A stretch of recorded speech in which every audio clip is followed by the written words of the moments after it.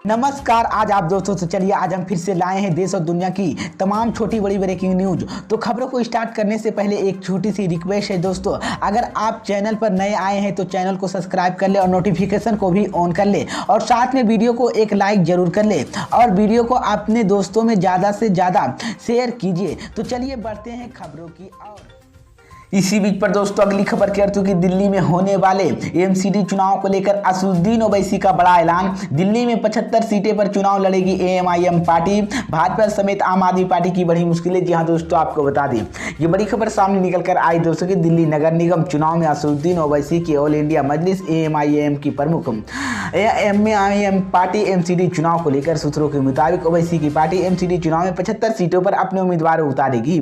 बता दें कि आज ही दिल्ली चुनाव के आयुक्त एमसीडी चुनाव को तारीखों की घोषणा की गई थी। इसी को लेकर मैं आपको बता दें दिल्ली नगर निगम चुनाव की तारीखें घोषित कर दी गई है। दिल्ली नगर निगम चुनाव के लिए तारीखों का 4 दिसंबर तय की गई थी, लेकिन जबकि मतगणना 7 दिसंबर को आएगी और घोषणा आज यानी कि परसों ही कर दी गई थी। शुक्रवार को चुनाव आयोग ने चुनाव की तारीखों का ऐलान होते हुए अड़चन लागू कर दी गई थी, लेकिन गौरतलब की एकीकृत होने के बाद दिल्ली नगर निगम के 250 वार्डों पर चुनाव होगा। इससे पहले दिल्ली नगर निगम 3 भागों में विभाजित और कुल 272 वार्डों से, हालांकि नए पश्चिमी वार्डों की संख्या घटाकर 272 में से 250 कर दी गई है। दिल्ली चुनाव आयुक्त विजय देव तारीखों का ऐलान करते हुए 250 वार्डों को 2011 जिसके अनुसार दिए हैं। इस बीच तो ये बड़ी अपडेट है दोस्तों कि दिल्ली एमसीडी चुनाव को लेकर एएमआईएम पार्टी भी चुनाव लड़ेगी 75 सीटें पर। इसी बीच पर दोस्तों अगली खबर की ओर से कि देश भर में बढ़ती महंगाई को लेकर राहुल गांधी ने एक बार फिर मोदी सरकार पर बोला बड़ा हमला, मोदी की बड़ी मुश्किलें। जी हाँ दोस्तों, आपको बता दें ये बड़ी खबर सामने निकल कर आई दोस्तों की केंद्र में सीतामढ़ी भाजपा और प्रधानमंत्री नरेंद्र मोदी पर निशाना साधते हुए कांग्रेस नेता राहुल गांधी ने शनिवार को कहा कि देश में 2014 के बाद से ही बेरोजगारी और महंगाई की बेतहाशा वृद्धि हुई है। साथ ही उन्होंने आरोप लगाया कि राजग सरकार भले ही और रेलवे जैसे सार्वजनिक क्षेत्रों के उपक्रमों को निजीकरण दी है, लेकिन तेलंगाना में मेरठ जिले में बोधापुर गांव में एक सभा को संबोधित करते हुए कांग्रेस के पूर्व अध्यक्ष राहुल गांधी ने कहा कि वो जब भी भारत जोड़ो यात्रा के दौरान युवाओं से मिलते हैं तो वो बेरोजगार की बात करते हैं। और आप भी समझिए कि देश में बेरोजगारी क्यों है। आपने देखा होगा कि देश में 2014 से बेरोजगारी और महंगाई बढ़ रही है। साथ ही कहा कि किसान, छोटे और माध्यम कारोबारी, बड़े व्यापारियों के घराने की तुलना लोगों के अधिकार, रोजगार और आजीविका प्रदान करने हैं। उन्होंने एक ही किसान नागी रेड्डी मंच पर बुलाकर तेलने लगा है। इसी को लेकर मैं आपको बता दें तो ये बड़ी अपडेट है दोस्तों। राहुल गांधी ने एक बार फिर से देश भर में बढ़ती महंगाई और बेरोजगारी को लेकर मोदी सरकार पर बड़ा हमला बोला है। इसी बीच पर दोस्तों अगली खबर की ओर तो गुजरात विधानसभा चुनाव से पहले आम आदमी पार्टी को लगा बड़ा झटका। इंद्रनील राजगुरु कांग्रेस पार्टी में हुए शामिल। जी हां दोस्तों, आपको बता दें ये बड़ी खबर सामने निकल कर आई दोस्तों कि गुजरात में विधानसभा चुनाव के बीच बड़े नेता पाला बदलने का काम शुरू हो गया है। शुक्रवार को सीनियर लीडर इंद्रनील राजगुरु ने एक बार फिर से पलटी मारी है। उन्होंने अब आम आदमी पार्टी छोड़ दिया है और कांग्रेस में शामिल होकर घर वापसी हो गई है। राजगुरु पहले कांग्रेस में थे और कुछ दिन पहले आप में शामिल हो गए थे।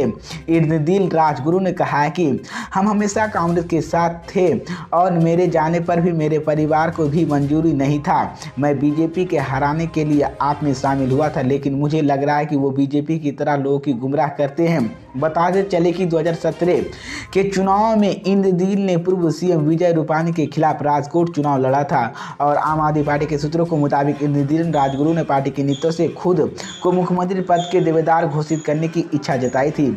हालांकि जनता के सर्वे के इंद्रनील के नामों पर समर्थन नहीं आया था, इसलिए पार्टी से आज उम्मीदवारों बनने से मना कर दिया गया था। जब पार्टी के संयोजक अरविंद केजरीवाल ने मुख्यमंत्री कैबिनेट के नाम को ऐलान कर रहे थे, तब इंद्रनील मंच पर नजरअंदाज थे। इस संबंध में आम आदमी पार्टी की गुजरात इकाई रात 9 बजे कॉन्फ्रेंस करी थी और पार्टी ने बताया कि अहमदाबाद में प्रदेश अध्यक्ष गोपाल इटवलिया की पैरवी करेंगे।